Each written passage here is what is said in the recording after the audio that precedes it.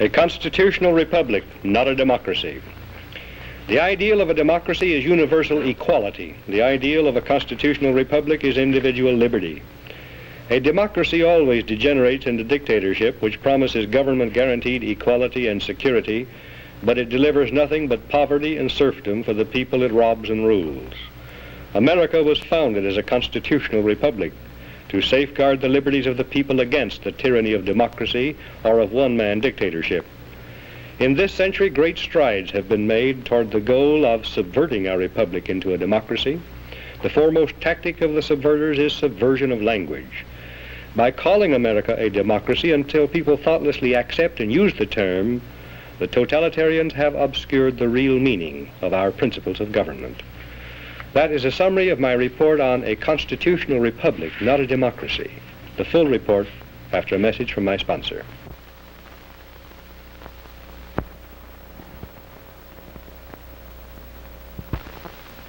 A democracy is a political system in which the people periodically, by majority vote at the polls, select their rulers. The rulers then have absolute power to make whatever laws they please by majority vote among themselves. In a constitutional republic, the people also, by majority vote at the polls, select rulers, who make laws by majority vote among themselves. But the rulers cannot make any laws they please because the Constitution severely restricts their lawmaking power. The ideal of a democracy is universal equality. The ideal of a constitutional republic is individual liberty. In this century, great strides have been made toward the goal of subverting our republic and transforming it into a democracy. The foremost tactic of the subverters is subversion of language. By calling America a democracy until people thoughtlessly accept and use the term, totalitarians have obscured the real meaning of American principles of government. Note the following passages from a recent article distributed by the New York Times News Service. Quote, "In the United States and in other leading democracies, recent years have seen perceptible growth in executive authority. As society becomes more equalitarian, it tends increasingly to concentrate absolute power in the hands of one single man. This is a voluntary surrender of a free people escaping from freedom to one autocratic master." End quote. And note the following from Gunnar Myrdal's An American Dilemma. Quote, "In America, liberty often provided an opportunity for the stronger to rob the weaker. Against this, the equalitarianism in the American creed has been persistently revolting. And in the conflict between equality and liberty, equality is slowly winning. In America, conservatism has to a great extent been perverted into a cult of the Constitution. This is unfortunate, since the Constitution is in many respects impractical and ill-suited for modern conditions.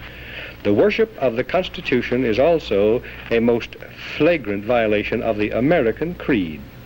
The Constitutional Convention was nearly a plot against the common people." End quote. Now, Gunnar Myrdal, a Swedish socialist, was hired by the Carnegie Corporation of New York in 1937 to direct a study of the Negro in the United States. He engaged a large staff, some of them communists and pro-communists. An American Dilemma resulted, first copyrighted in the United States in 1944. In 1954, the Supreme Court handed down a school segregation decision, which deliberately violated the Constitution, reversed a previous Supreme Court decision, and lit a fuse touching off explosive violence, which has been shattering our society ever since. The court cited An American Dilemma as one of the modern authorities on which it relied in preference to the Constitution for justification of its decision. An American Dilemma, written by a Swedish socialist, provided a basic rationale for the conversion of our free republic into an equalitarian democracy. Myrdal contends that the American Declaration of Independence, 1776, proclaimed the ideal of an equalitarian democracy because it contains the phrase, "all men are created equal." 11 years later, the Constitution created not a democracy founded on the ideal of equality, but a republic founded on the ideal of liberty. This is why Myrdal says the Constitutional Convention was nearly a plot against the common people. But he and those who parrot his ideas are either ignorant or dishonest. The Constitution was ordained specifically to safeguard the principles of liberty proclaimed by the Declaration of Independence.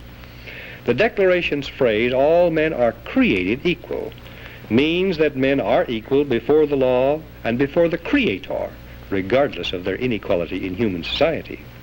The Declaration says that men are endowed with unalienable rights, and that the purpose of government is to secure these rights.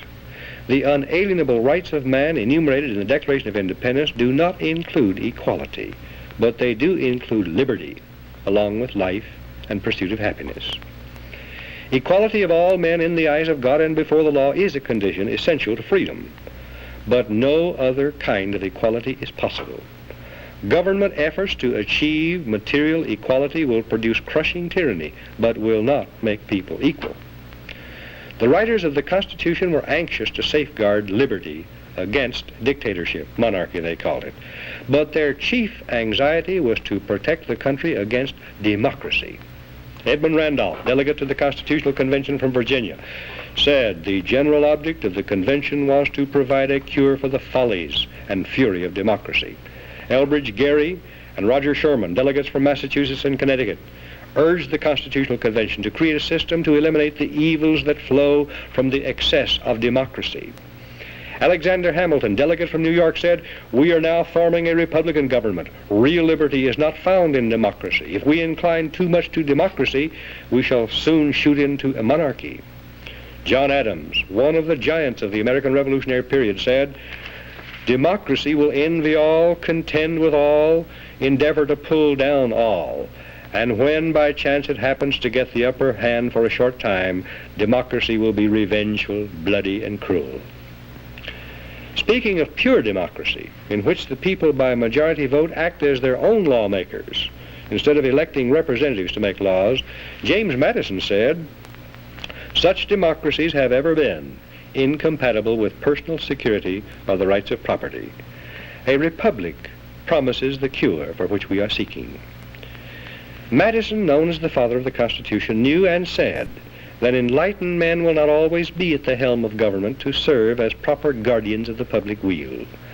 He knew that unlimited political power cannot safely be entrusted to the nation's elected representatives, to use as a majority of them see fit, because, he said, a majority of a group of men is far more likely to be tyrannical than one man is.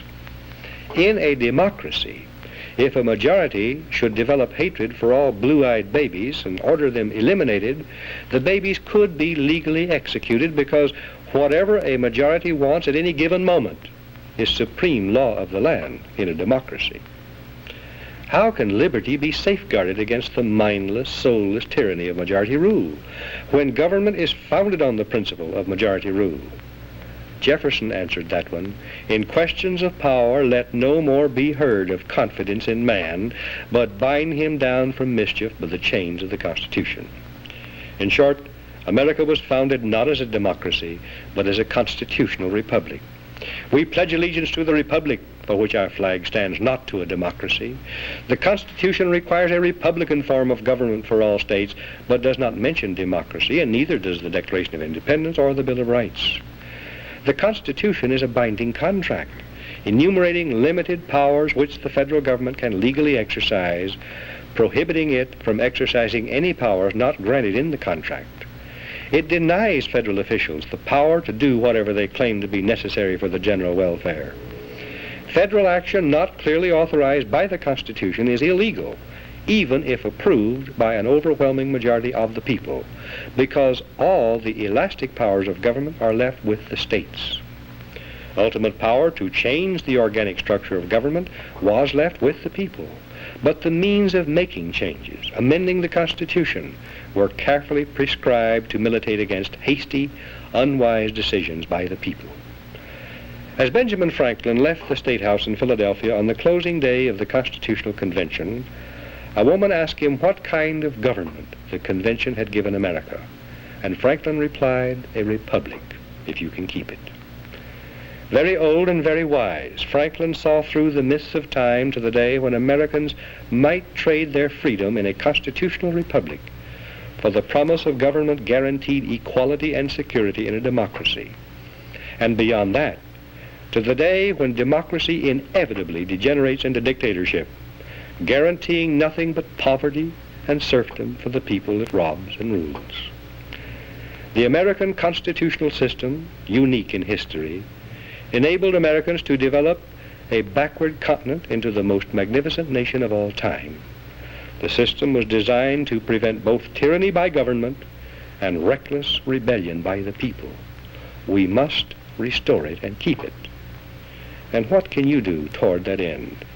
Your job, you who care and understand, is to help educate others.